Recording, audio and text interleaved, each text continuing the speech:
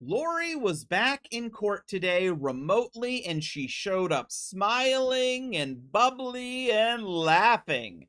And Lori rattles off a whole bunch of nonsense that I couldn't catch, and I thought maybe I'm just too tired to watch this right now. But then Trina K responded with, I have no idea what she just said. Lori is just trying to come up with reasons to be in court, essentially. We eventually boil it down to what she wants. Lori demands receipts from both Kay and Brandon, but Lori already received the Kay Woodcock receipts, and she also has it in Excel spreadsheet form to easier understand how much money was spent. But Lori wants to know, did the state reimburse Kay? How many people were in this hotel room? It says 3, so who paid for it? Was it split? Did someone give Kay money? Which Trina K explains that the state is not seeking reimbursement at all. So, if that's the case, maybe I'm wrong. I don't think it matters who gave Kay the money. As long as Kay is the one spending it, Lori would have to reimburse Kay. And then technically, if the other people want reimbursed, they would have to go through Kay. I think that's how it works, but Lori is just trying to find a way to get back in court. The judge did order a hearing, and Lori's investigator, Jeff White, during this time is there, visible. You can see him on the call. And in my opinion, he is being extremely unprofessional. He is walking around his building, house, whatever, while the judge is speaking. I have seen judges threaten contempt for that. So that was something to see.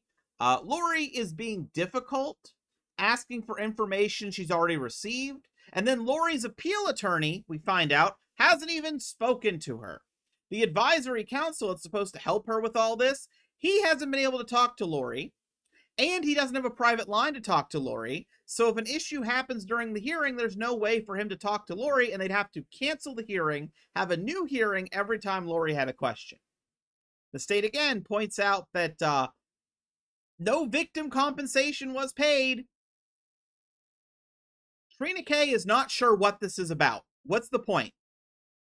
The judge is upset the defense that has had this information for 2 months, but hasn't had any conversations with advisory council, and advisory council blames the state because Idaho cut off contact as soon as she was transferred. Friday, October 17th is set for the date. And then Lori's investigator jumps in, complains he hasn't been able to talk to Lori either, and the warden in Idaho is not letting him talk to Lori. So whatever that is.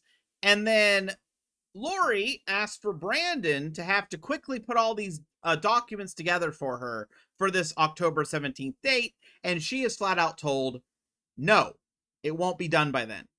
So the judge says we might need more restitution hearings, and that is where we ended off. So yes, she is still causing problems. She is still smiling and laughing and loving every moment of it. And she will probably be dragging out these restitution hearings as much as possible. And remember, this is a woman serving multiple life sentences. Multiple life sentences. And she is sitting there and still going after the families of the victims.